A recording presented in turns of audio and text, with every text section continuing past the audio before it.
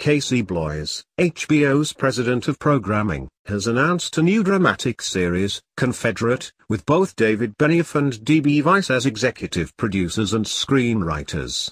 Weiss and Benioff were highly successful as the creators of the series Game of Thrones. While it may not be the intention of Weiss and Benioff, the storyline can be expected to perpetuate some prevailing myths about the Civil War and its relationship to American slavery. Confederate is in the genre of alternative history, or timeline, in which the Confederate States won their independence, rather than being forced back into the Union in 1865. In this alternative universe, slavery is still legal in the Confederacy, although it has evolved into a modern institution.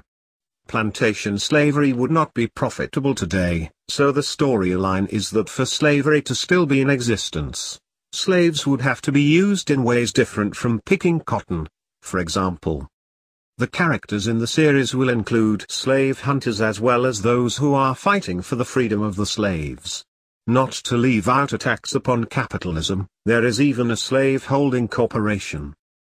Bloys expressed pleasure at having a new series to replace Game of Thrones, saying, "As the brilliant Game of Thrones winds down to its final season, we are thrilled to be able to continue our relationship with Dan and David, knowing that any subject they take on will result in a unique and ambitious series. Their intelligent, wry and visually stunning approach to storytelling has a way of engaging an audience and taking them on an unforgettable journey. Confederate promises to be no exception, and we are honored to be adding the talented team of Nichelle and Malcolm Spellman to the mix." Benioff and Weiss explained, "We have discussed Confederate for years, originally as a concept for a feature film, but our experience on Thrones has convinced us that no one provides a bigger, better storytelling canvas than HBO." Benioff was born David Friedman, but changed his name to his mother's maiden name, so as to avoid confusion with some other writers named Friedman.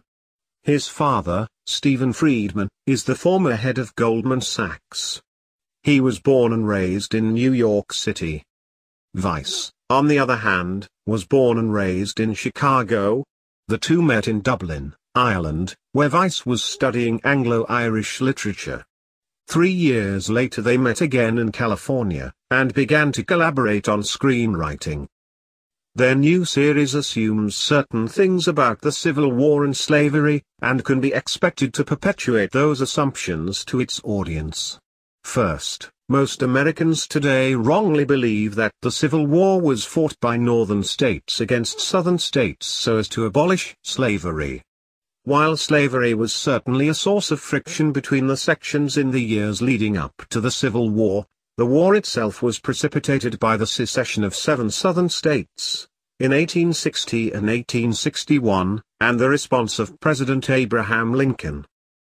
Lincoln called for 75,000 volunteers to invade those 7 southern states and force them to follow federal laws, principally the collection of the tariff, which was the main source of revenue for the federal government at that time.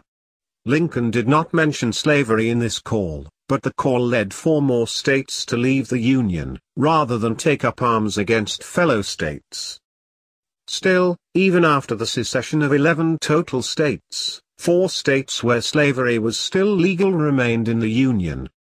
Had the war really been fought to abolish slavery, federal troops would have been sent into those states as well, in a crusade against the institution of slavery.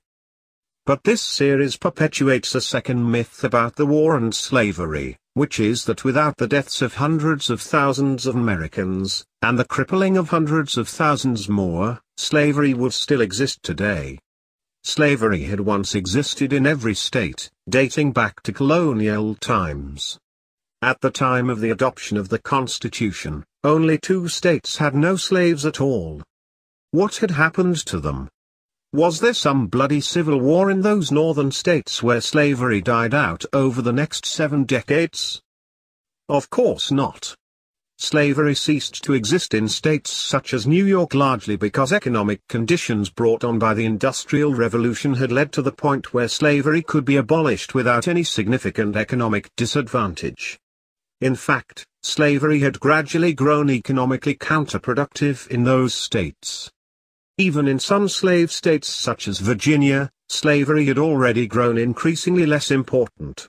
Why would this situation in which slavery died a natural death because it was no longer economically feasible not repeat itself in the remaining southern states?